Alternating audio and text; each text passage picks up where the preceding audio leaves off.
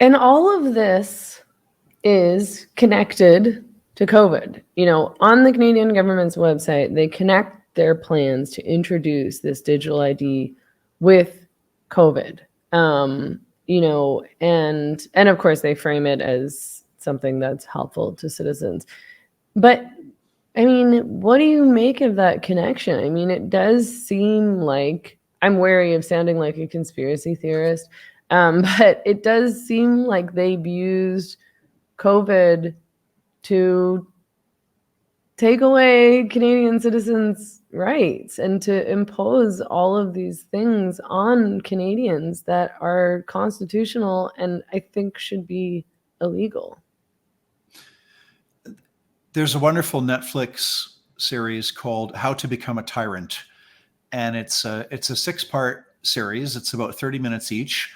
And they look at the regimes of not only Adolf Hitler and Joseph Stalin, who are kind of the first two bad guys that are most frequently mentioned, but Mao Zedong, Pol Pot, Idi Amin, who was a horrible dictator in Uganda in the 1970s. They look at Muammar Gaddafi, long-term dictator in Libya. They look at Saddam Hussein in Iraq. And they look at Mussolini in Italy and so on. It's a great series, 6 1.5-hour episodes on Netflix. How to Become a Tyrant. So they go through the tyrant's playbook, and one thing I'm a student of history. My degree is in political science, not history, but informally I love to study history, and that's what I do in my spare time. I read history books. Whenever rights and freedoms are taken away by government, they always provide what sounds like a good reason. Mm-hmm. So this could be long list. We got to protect you from those nasty capitalists who are exploiting you, who are cheating the worker. We got to protect you from capitalism. Therefore, we're taking away all your rights and freedoms. Hitler said, we got to protect you from those nasty communists. The communists are totally evil. They don't respect religion or free speech or anything else, and they confiscate your property. I'm going to protect you from the communists. In order to protect you from the communists, I'm going to take away all your rights and freedoms.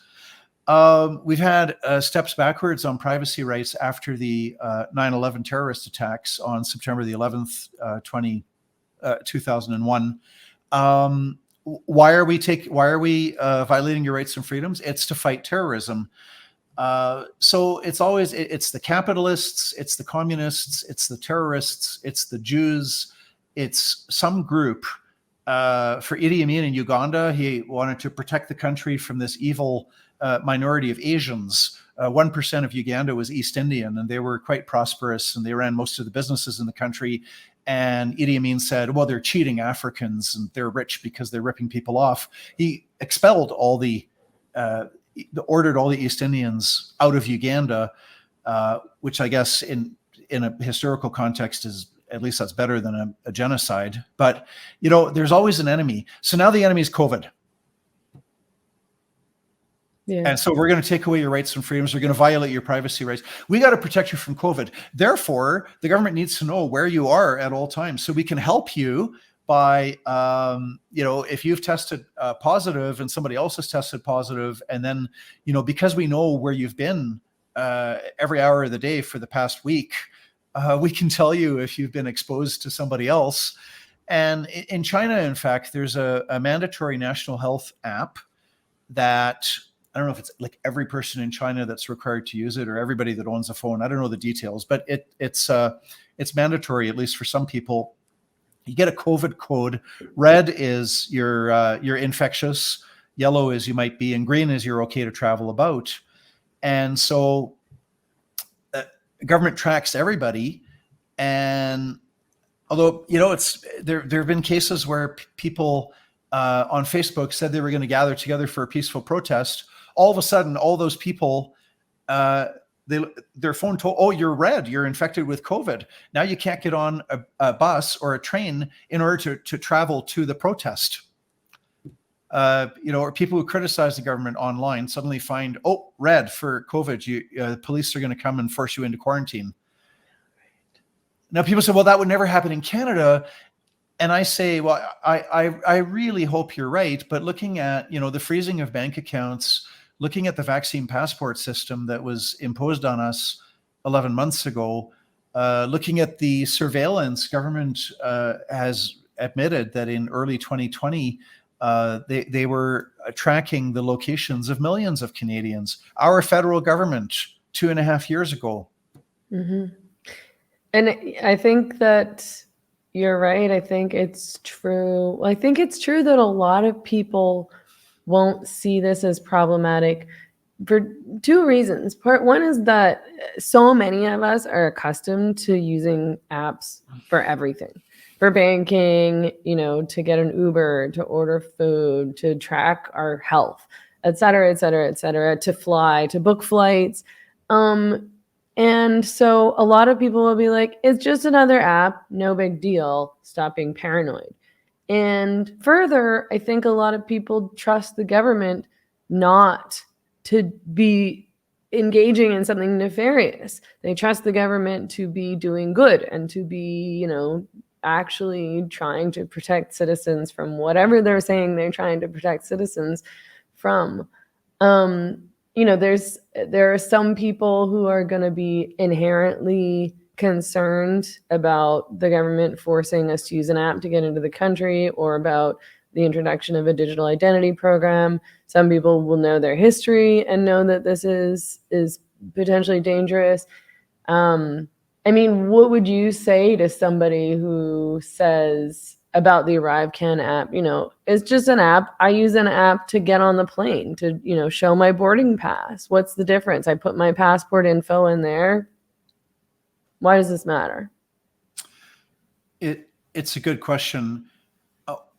There's a big difference between a voluntary arrangement that you might set up between yourself and Starbucks, and you download a Starbucks app that is linked to your credit card, again, with your consent. And then, Starbucks would know how many coffees you're buying and when and what kind.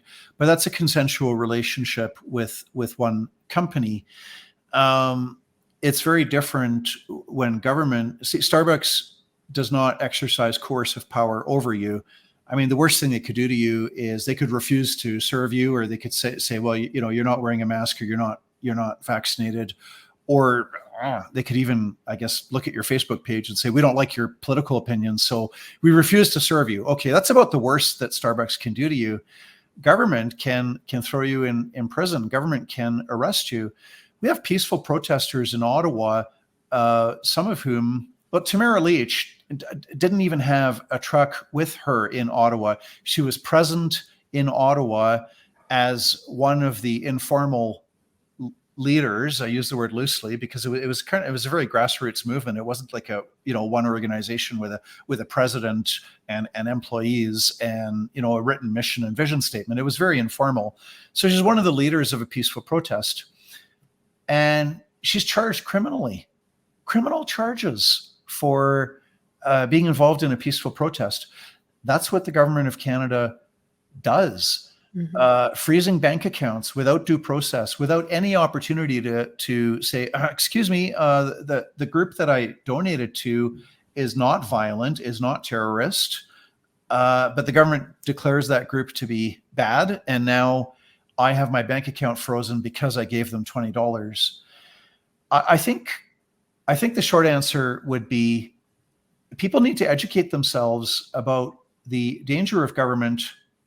The analogy I use, government's like fire, okay? Fire can be wonderful as a campfire, or as a fire in your fireplace, or maybe, a bonfire that is, controlled, fireworks in the sky. But fire has to be kept within its proper boundaries. If it's not, it kills. Electricity is a wonderful servant, but a terrible master if electricity is not confined to its proper channels.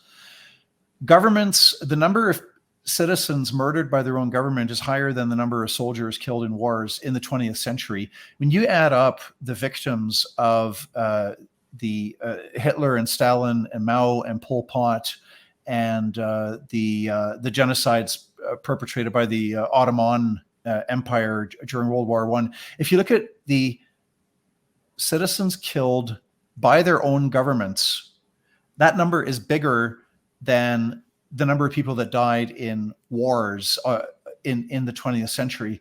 So that's, sure, I'm not an anarchist. I support government being there for a lot of important functions. However, it's like fire or electricity. You got to keep it in its proper channels. And if government goes outside of its proper channels, it becomes a very deadly, very evil force. Mm-hmm.